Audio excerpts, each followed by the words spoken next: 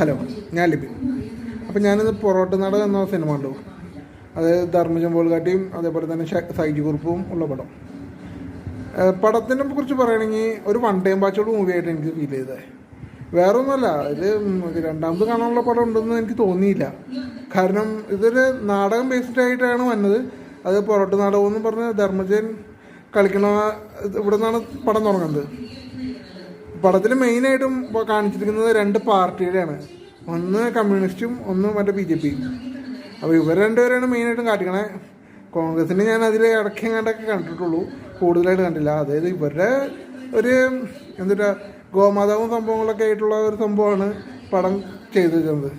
ആ പടത്തിനെ കുറിച്ച് കൂടുതലൊന്നും പറയാനില്ല. അതായത് ആക്ടിങ് ബേസ് നോക്കുകയാണെങ്കിൽ സൈജു കുറുപ്പും അതേപോലെ തന്നെ മറ്റേ ധർമ്മജനും നല്ലോണം ചെയ്തിട്ടുണ്ട്.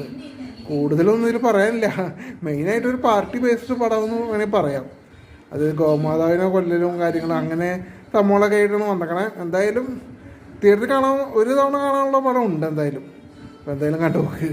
കൂടുതലൊന്നും ഇതിനെ കുറിച്ച് പറയാനില്ല. കാരണം അതിനുള്ള ഒരു വലിയൊരു കഥയും സംഭവമുള്ള പടം അല്ലത്.